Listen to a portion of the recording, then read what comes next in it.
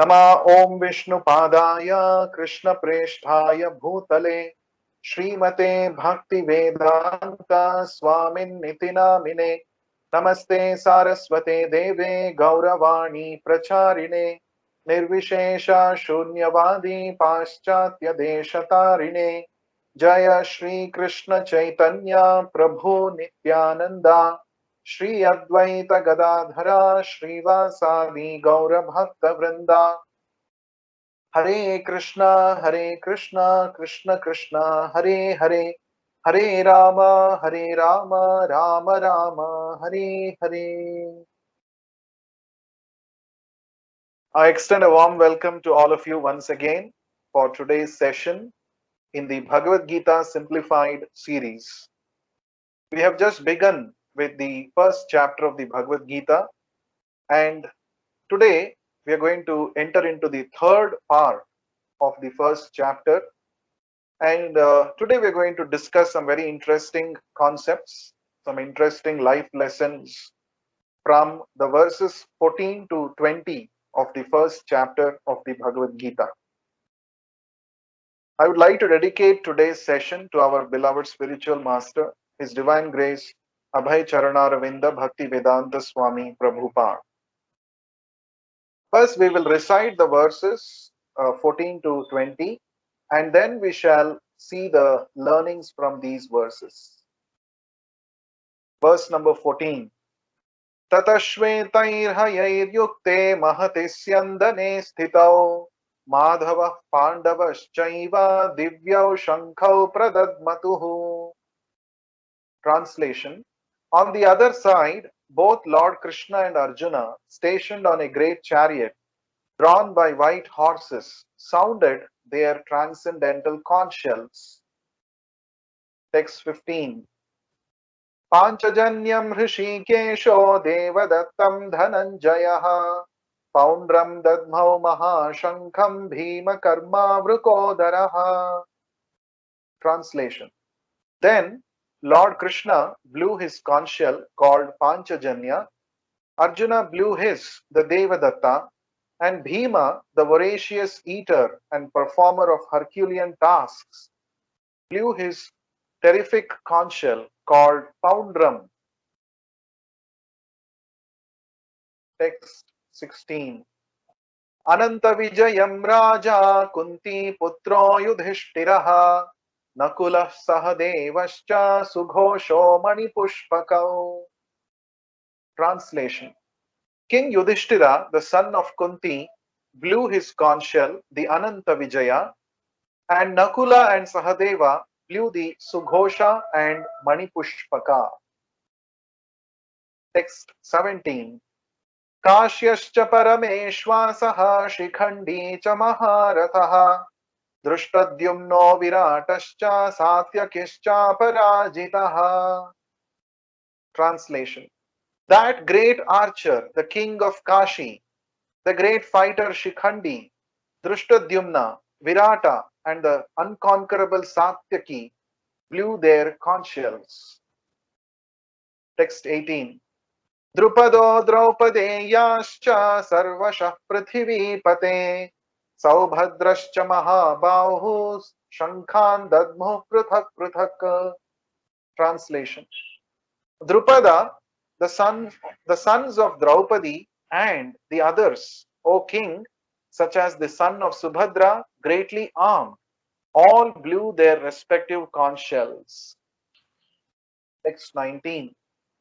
Saghoshodhartarashtraणां hridayani vyadarayat nabhascha prithivim chaiva tumulobhyanunadayan. Translation. The blowing of these different conch shells became uproarious, and thus, vibrating both in the sky and on the earth, it shattered the hearts of the sons of Dhritarashtra. Text 20.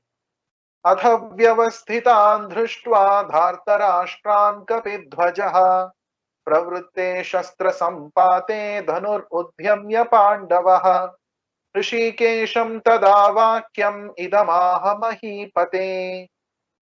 Translation. Sanjaya said, O king, at that time Arjuna, the son of Pandu, who was seated in his chariot, his flag marked with Hanuman, took up his bow and prepared to shoot his arrows, looking at the sons of Dhritarashtra. O king, Arjuna then spoke to Hrishikesha, Krishna, these words. What words Arjuna spoke that we will discuss in the next session. But today we are going to discuss these verses 14 to 20 that we just now chanted. Let's try to understand some intricate meanings and some life lessons that we can derive from these shlokas. Now, the first verse, the 14th verse that we just now chanted, states that on the other side, so previously we had discussed about the Kaurava side, that Bhishma blew his conch shell, and here the other side means the Pandavas. The Pandava side, the two heroes of the battlefield of Kurukshetra, Lord Krishna and Arjuna, have been described here. Just like in any movie, the hero is not directly shown immediately. There is a nice sequence planned by the director such that a special description or a special scene is set up, and then the hero's face will be shown. In the same way, here, for the first time in this Bhagavad Gita, Arjuna and Krishna are going to be introduced to all of us. And how are they introduced? They are introduced in a very special way. Tata Shvetair Hayair Yukte Mahatis Yandane Sthitau. They are stationed on a chariot drawn by white horses. Who are they? Madhava and Pandava. Madhava refers to Lord Krishna, who is the husband of the goddess of fortune, Lakshmi Devi, and Pandava refers to Arjuna. So both of them are seated on their chariot, a great chariot, which is driven by white horses. Shvetair Hayaihi means the white horses. And what did they do?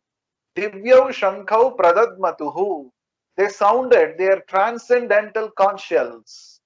Their conch shells are not ordinary. Divyau means transcendental. Something which doesn't belong to the material realm.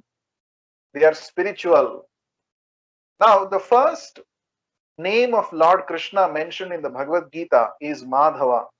Madhava means, as I mentioned, the husband of Lakshmi Devi, who is the goddess of fortune. So why is Krishna referred as Madhava? Because Krishna's very presence indicates a great fortune for the Pandavas. Right? Anybody who is connected with Krishna, there cannot be misfortune for them. So, even before the battle of Kurukshetra began, it is understood that the Pandavas will eventually emerge victorious because they have Krishna on their side. So let's read this interesting part. Victory and fortune. In contrast with the conch shell blown by Bhishma Deva, the conch shells in the hands of Krishna and Arjuna are described as transcendental. The sounding of the transcendental conch shells indicated that there was no hope of victory for the other side because Krishna was on the side of the Pandavas. Jayastu Pandu Putranam Esham Pakshe Janardanaha. Victory is always with persons like the sons of Pandu because Lord Krishna is associated with them. And whenever and wherever the Lord is present, the goddess of fortune is also there because the goddess of fortune never lives alone without her husband. Therefore, victory and fortune were awaiting Arjuna as indicated by the transcendental sound produced by the conch shell of Vishnu or Lord Krishna. One interesting thing to note here is, if you compare the relative strengths of the armies on both the sides, the Kauravas were far superior. The Kauravas, the ratio of the armies or the Akshauhini divisions on both the sides was 7 is to 11. 7 Akshauhini divisions participated in the battle from the Pandava side. 11 Akshauhini divisions participated on the Kaurava side. So material calculation, if you do, Kauravas were actually superior in strength and they should have actually emerged victorious. But one factor which made the Pandavas emerge victorious was the presence of Lord Krishna. Because virtuousness or dharma was on the side of virtue was on the side of the Pandavas. Krishna chose to be on the side of the Pandavas. And wherever Krishna is there is all victory and fortune. That is the indication of the blowing of Krishna's Shankha or conch shell. So what do we learn from this? The strength doesn't matter. The numerical strength doesn't matter. There may be a big number of followers on the side of vice, adharma. That does not matter. You may be following the right thing. You may be on the path of dharma and you may be numerically less powerful. But if you have dharma with you, you can always see that Krishna is there with you and eventually you will be victorious and all fortune will be yours. So this is a very important lesson. Don't go by the numbers. Don't go by the material strength. Go by the strength of value system. Today, unfortunately, the whole educational system is driven towards somehow or the other getting some job so that you can get a good salary, a 5-figured salary. But unfortunately, the value system is not being emphasized. But you see, in the very beginning of Bhagavad Gita, even before Krishna starts speaking, the value system of the Pandavas has been emphasized here. So never sell off your values for material name, fame, power, or anything of that sort. That is a very important thing that we should note. Let's see the next verse. Here in this verse, the names of the different conch shells blown by different personalities have been mentioned. Lord Krishna's Shankha is called as Panchajanya. Arjuna's Shankha is Devadatta. Bhima's Shankha is called Poundram. Now, in this verse, another name of Lord Krishna is mentioned, that is Hrishikesha. Every name of the Lord has got a special significance, has got a special meaning and purpose why it has been mentioned in the Bhagavad Gita. Let us try to understand the significance of the name Hrishikesha. Lord Krishna is referred to as Hrishikesha in this verse because he is the owner of all senses. The living entities are part and parcel of him, and therefore the senses of the living entities are also part and parcel of his senses. The Lord, situated in the hearts of all living entities, directs their senses. But he directs in terms of the surrender of the living entity, and in the case of a pure devotee, he directly controls the senses. Here, on the battlefield of Kurukshetra, the Lord directly controls the transcendental senses of Arjuna, and thus his particular name of Hrishikesha.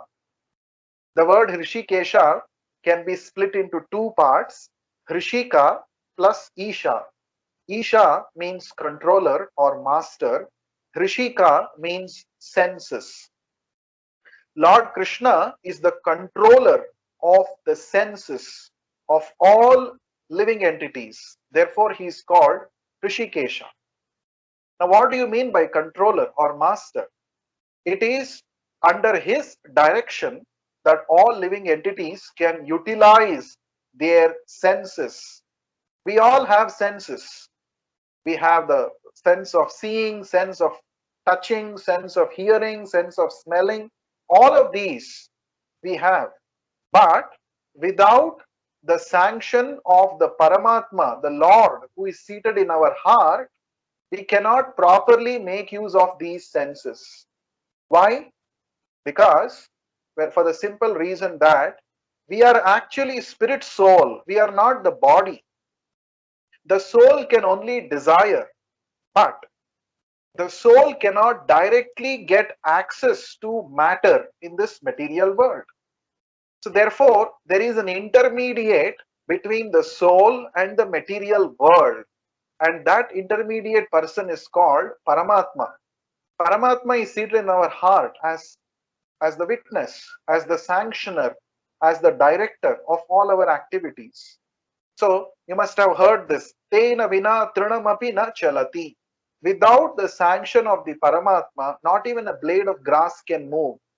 So we may have a lot of desires to enjoy in a certain way through our senses, but unless the Paramatma, who is the intermediate between our senses and the matter in the material world, unless he sanctions and directs us in a particular way, we cannot actually satisfy our desires. Therefore, even for our day-to-day material enjoyment, our day-to-day activities like seeing, smelling, touching, all these activities that we do through our senses, we need the sanction of Krishna. Therefore, he is called Rishikesha. Now, another important thing that is mentioned here is based on the surrender of a person, the Paramatma will guide him accordingly. If we have surrendered to the Lord completely, then the Lord will take complete charge of our life. Just like Krishna took charge of the chariot of Arjuna. If Krishna is such an expert chariot driver that he will not let Arjuna's chariot wander anywhere aimlessly on the battlefield, and he will also make sure that strategically his chariot will be positioned properly, which will lead to Arjuna's victory. Not only that, as an able chariot driver, Krishna will also make Arjuna aware of the potential dangers or the threats that can come in his way. This is the special significance of accepting Krishna as our life's chariot driver. We can also, just like Arjuna accepted Krishna as his chariot driver, we should also accept Krishna as the chariot driver of our life. That means we have to lead our life according to the directions given by Krishna. And to what degree we surrender, to what degree we agree to follow Krishna's instructions, to that degree Krishna will take charge of our senses and our life. A person who has completely surrendered to Krishna, he is called a pure devotee. For a pure devotee, Krishna will not let his senses aimlessly wander here and there. Krishna will personally take charge of his senses. That is why the word Rishikesha is very significant here. Since Arjuna has accepted Rishikesha, Krishna, as his chariot driver, Arjuna need not worry. Arjuna, his senses will not wander here and there. Krishna will make sure that even if Arjuna's senses go off there and here, with his divine instructions, Krishna will bring back the senses on track. So therefore, it is very important that we accept Krishna as our master, agree to follow his instructions, and even if by chance, because of the flickery nature of the mind, if the senses wander there and here, Krishna will help us in such a difficult situation, and Krishna will help us to bring back our mind and senses back on track. That is the special significance of the word Rishikesha. Let's continue. Yes, every name of the Lord has got a meaning. The Lord has got innumerable names, and each name has got a meaning. Let us see few of the names here. His name is Madhusudana because he killed the demon of the name Madhu. His name is Govinda because he gives pleasure to the cows and to the senses. His name is Vasudeva because he appeared as the son of Vasudeva. His name is Devaki Nandana because he accepted Devaki as his mother. His name is Yashoda Nandana because he awarded his childhood pastimes or leelas to Yashoda at Vrindavan.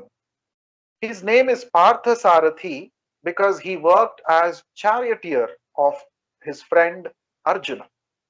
Similarly, his name is Rishikesha because he gave direction to Arjuna on the battlefield of Kurukshetra.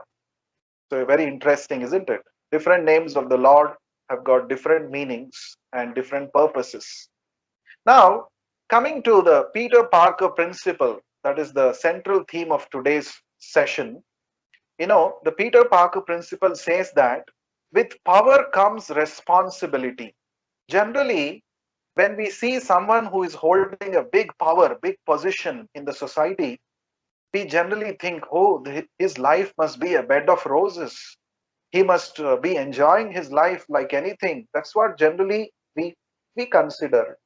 But no, sitting in a powerful position calls for a great amount of responsibility. And to fulfill that responsibility, sometimes you may have to do sacrifices in your life. That is what power calls for. Let's read this and then we shall discuss. Sanjaya informed King Dhritarashtra very tactfully that his unwise policy of deceiving the sons of Pandu and endeavoring to enthrone his own sons on the seat of the kingdom was not very laudable. The signs already clearly indicated that the whole Kuru dynasty would be killed in that great battle, beginning with the grandsire Bhishma down to the grandsons like Abhimanyu and others, including kings from many states of the world. All were present there and all were doomed. The whole catastrophe was due to King Dhritarashtra because he encouraged the policy followed by his sons. Now you see, Dhritarashtra is the king. He's sitting in such a powerful position. But unfortunately, he didn't understand that with power comes responsibility. When his son Duryodhana was going on the wrong path, it was his responsibility to correct him, to bring him on track. But unfortunately, because Dhritarashtra was blinded with this affection towards his son, he failed in his responsibility. And this caused the whole battle of Kurukshetra and the subsequent dangers or the damages that were caused by the war. Now, in contrast to King Dhritarashtra, if we see Lord Ramachandra, he was also a king. Ramachandra was a king of the Solar dynasty, Surya Vamsha. But you see, he was very well aware of the position, the responsibility that came along with his position. He was also a son of a great emperor, but he did not mind sacrificing his personal comforts for the sake of uh, fulfilling the words of his father. So here, what do we see? The two comparisons: Dhritarashtra and his son on one side, and we see Dashrath Maharaj and his son on another side. So there is a gulf of difference between the two. Power-wise, yes, both were holding the same position, but responsibility-wise, both have a gulf of difference. So we should always know that whenever we are given a position, whenever we are given some power, we should not take the power simply as a means of personal enjoyment, or we should not make it as a personal glory. Oh, now I'm so powerful, I can do whatever I want. No, you cannot recklessly act like that. If you misuse your power, then it will lead to personal degradation. Now, the same thing, if you see our human life also, we have got many powers compared to the other species of life. For example, we have got the power of speech. We can articulate our thoughts in the form of words, and we can speak, we can express. We have this unique ability to speak. But if we misuse this power of speech, then we will land up in trouble, isn't it? There is a saying that before you speak, you have to weigh each and every word and speak. Otherwise, what will happen? The tongue is an organ which has no bones, but it has the ability to break all the bones of your body. Which means, suppose you speak in a way which causes problem to the other person. The other person doesn't may not hesitate to even uh, you know even cause physical damage to us. We have seen many examples like that. So with power comes responsibility. Dhritarashtra unfortunately did not realize this. So he thought, I will be powerful forever. I can go on supporting my son's activities through my powers, and nobody can do anything. But then the battle of Kurukshetra doomed all the plans of Dhritarashtra and his sons. So this is a wonderful life lesson. Especially all the leaders must realize this. With power comes responsibility. Let's go to the next shloka. Yes, the blowing of all these conch shells by all the Pandavas and Lord Krishna was uproarious. It vibrated both in the sky and on the earth, and it practically shattered the hearts of the sons of Dhritarashtra. You see, when Bhishma Deva blew his conch shell, there is no such description given that by hearing the conch shell blown by Bhishma Deva, the sons of the Pandus' hearts were all shattered. No, it is not mentioned. But here it is mentioned, as soon as the Pandavas and Krishna blew their conch shells, there was an adverse effect on the consciousness, on the mindset of the sons of Dhritarashtra. It shattered their hearts. So let's see the significance of this, why it is so mentioned. Yes. Fearless path of righteousness. When Bhishma and the others on the side of Duryodhana blew their respective conch shells, there was no heart breaking on the part of the Pandavas. Such occurrences are not mentioned. But in this particular verse, it is mentioned that the hearts of the sons of Dhritarashtra were shattered by the sounds vibrated by the Pandavas' party. This is due to the Pandavas and their confidence in Lord Krishna. One who takes shelter of the Supreme Lord has nothing to fear, even in the midst of the greatest calamity. See, everyone wants to be fearless in this world, but by treading the path of uh, unrighteousness, you cannot be fearless. Somebody, by hook or crook, might cheat others and become a rich man or get into a respectable position, get name and fame, but always his consciousness will be pricking him. Even though people may be praising him that you are a great man, but his consciousness will always be pricking such a person. Oh, how did you come to this position? You have come through illegal ways, through illicit ways you have come. That will always be bothering his consciousness. Therefore, there may be a temporary success by following the illicit or illegal methods, but finally the person who has achieved such success will never be peaceful, will never be peaceful. His conscience will not allow him to be peaceful. You see, by hearing the uh, conch shells, the sounds of the conch shells blown by Lord Krishna and the Pandavas, the conscience of the Kauravas was pricking them. Oh, their hearts were shattered. So they became very afraid, very much afraid. Why should they become afraid if they are righteous, isn't it? So there is a saying in Hindi, "Chor ki dadi mein tinka." Huh? That means uh, if a person is actually on the wrong path, he will always have some or the other apprehension. and that is indicated here. The Kauravas' numerical strength was there. They were uh, much more numerically, I mean, with army strength, they were very powerful compared to the Pandavas. But just by hearing, not even the battle has not even begun, just by hearing the conch shells sounded by the Pandavas party, there was shattering of hearts on the side of the Kauravas. Whereas for the Pandavas, there is no such mention.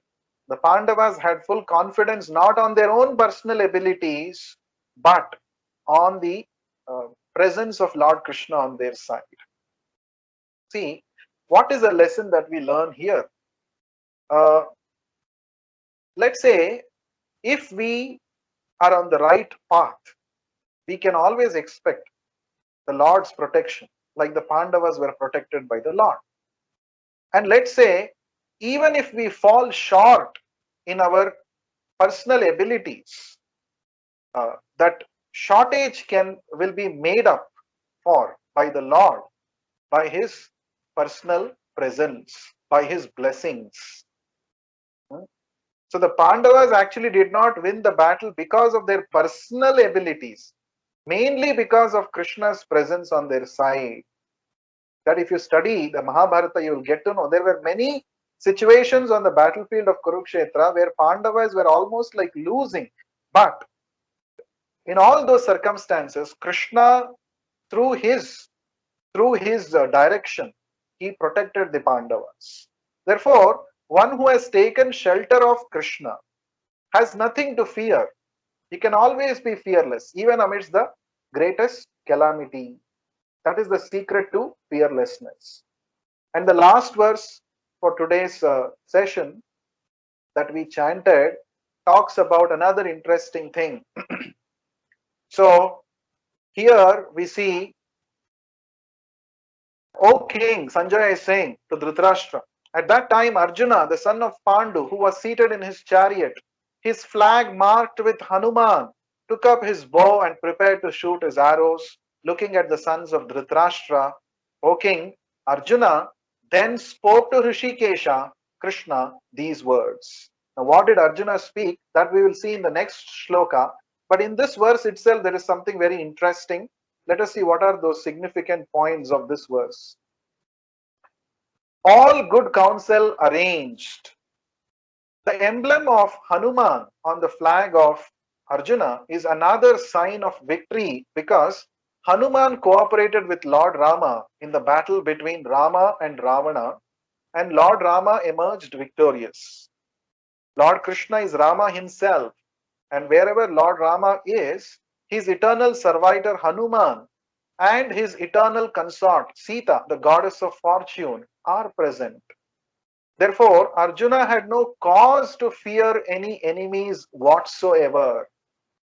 And above all, the Lord of the senses, Lord Krishna, was all personally present to give him direction.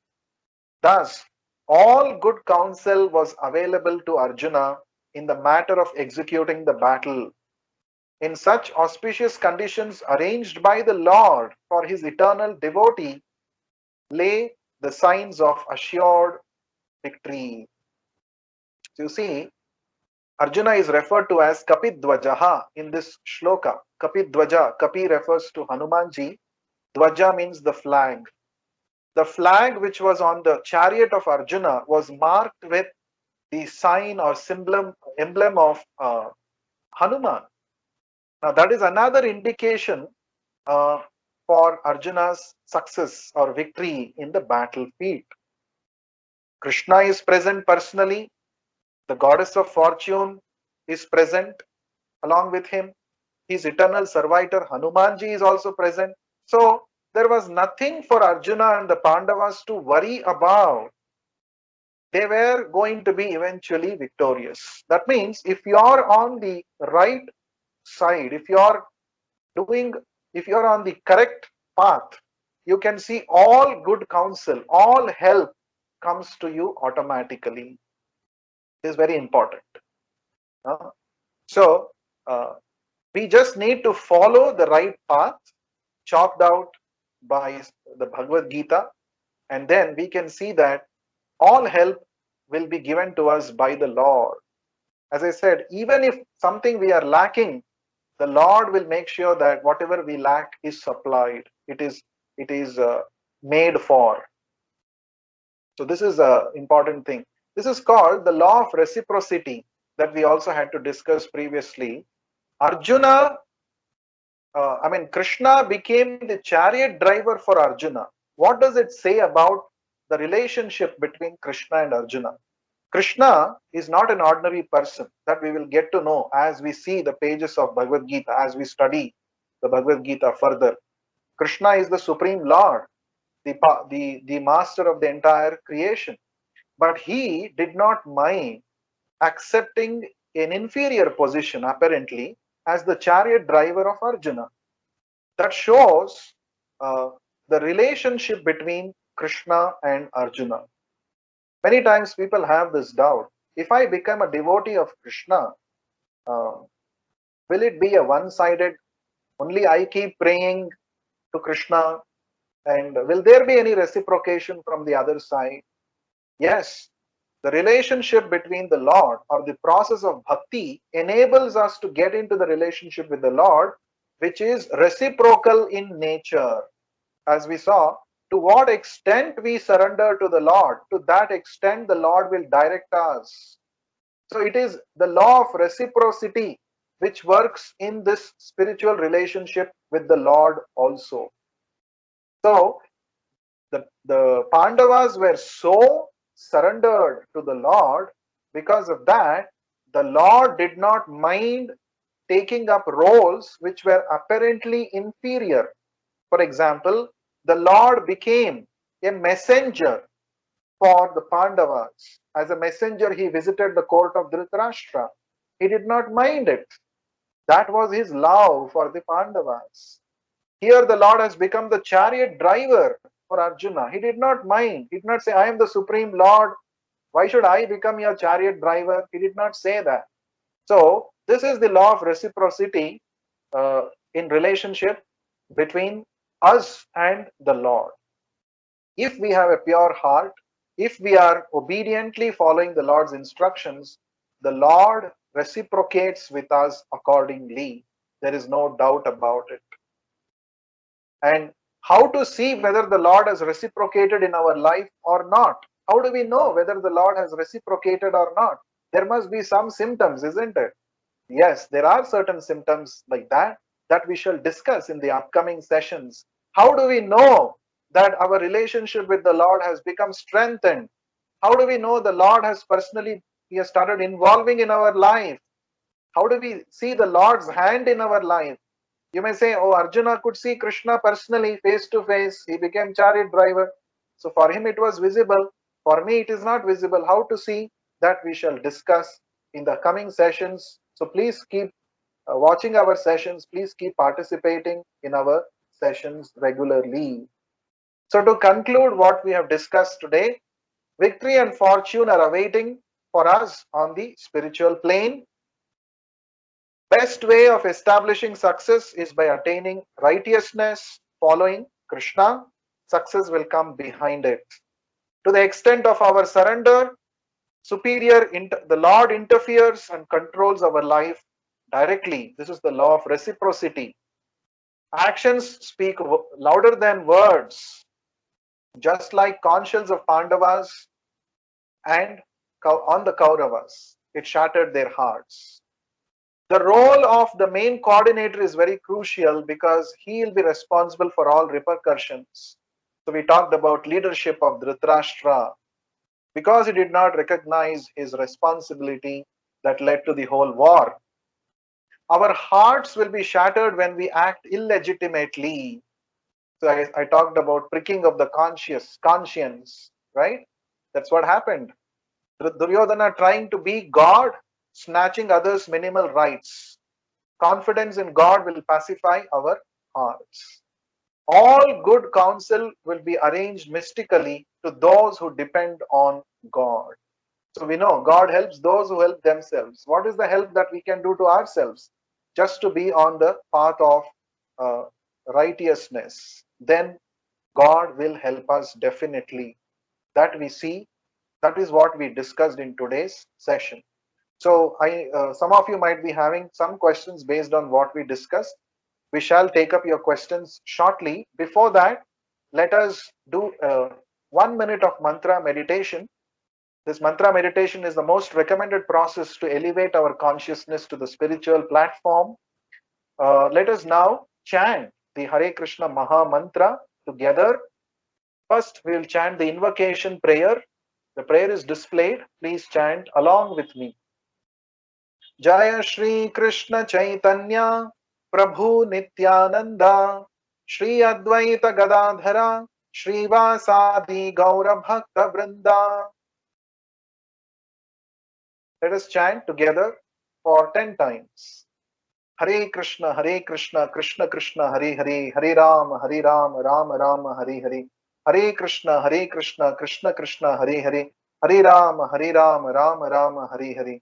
Hare Krishna, Krishna Krishna, Hare Hare, Hare Ram, Ram Ram, Hare Hare. Hare Krishna, Krishna Krishna, Hare Hare, Hare Ram, Ram Ram, Hare Hare. Hare Krishna, Krishna Krishna, Hare Hare. Hare Ram, Ram Ram, Hare Hare. Hare Krishna, Krishna Krishna, Hare Hare. Hare Ram, Ram Ram, Hare Hare. Hare Krishna, Krishna Krishna, Hare Hare. Hare Ram, Ram Ram, Hare Hare. Hare Krishna, Krishna Krishna, Hare Hare. Hare Ram, Ram Ram, Hare Hare. Hare Krishna, Krishna Krishna, Hare Hare. Hare Ram, Ram Ram, Hare Hare. Hare Krishna, Krishna Krishna, Hare Hare. Hare Ram, Ram Ram, Hare Hare. So I request all of you to please make it a point every day to chant this Hare Krishna Maha Mantra. It's the easiest way to connect with God, and you will actually start seeing how you will become more peaceful, more calm and composed, less reactive, more responsive by practicing this chanting or mantra meditation of the Hare Krishna Maha Mantra. So I have a few announcements before we move on to the Q&A. Yes, so we are starting with a very interesting 5-minute session series called Vidya. Vidya is the acronym for Vedic Insights Daily. Yeah. So every week, Monday to Friday at 10 p.m., 10 p.m. to 10:05 p.m. for 5 minutes only, we will have this short session where through various case studies, through interesting discussions, we will be covering one theme the entire week. One theme the entire week. That means 5 sessions will be there, 5 minutes each. You just have to spend 5 minutes. We are starting this Monday, and the topic or the theme for this coming week is distress to de-stress. Distress to de-stress. So we're going to share some very interesting insights and some time-tested, methods on how to de-stress ourselves and how to come out of distress. So please do join, and the link is mentioned uh, on the poster. So for you to register yourselves every day, every night, 10 p.m. to 10:05 p.m. And on July 13th at 6 p.m., we have a special session commemorating the world famous Ratha Yatra of Lord Jagannath in Puri. We call this session the Juggernaut. Why Juggernaut? What is Jagannath? So you'll get to know about this. Please do attend the session 13th July, Tuesday, 6 p.m. on Teams. And there is the link for registration. You can make a note of it. Yes, there's an opportunity for all of you to practice daily this mantra meditation. It's like practicing. Practice makes a man perfect. So when you do this on a daily basis, you will actually develop this as a habit. So mantra meditation is so effective, so powerful, just that we need to practice it every day to make it a part of our daily life. So here is an opportunity. The Trans Dimensions Students Club is organizing daily mantra meditation between 8 o'clock and 10 o'clock in the morning. You could join them, and online you can join them, and try this as an experiment for 1 week and see how you feel. Please try this as an experiment. Just join for 1 week. Join with them, practice the mantra meditation daily. You can join for 5 minutes, 10 minutes, 15 minutes, as per your convenience during this time slot, 8 a.m. to 10 a.m. The meeting link is displayed on the screen. So please do make a note and join the daily mantra meditation session. If you have any questions, comments based on what we discussed today, or any other general queries, uh, you could raise your hand and you could ask your questions at this point of time. Do you have a question to ask, or you have a comment to make?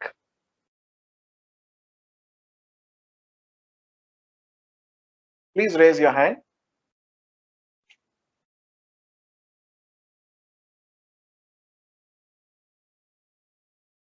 Okay. So I think you don't have any questions at this point of time.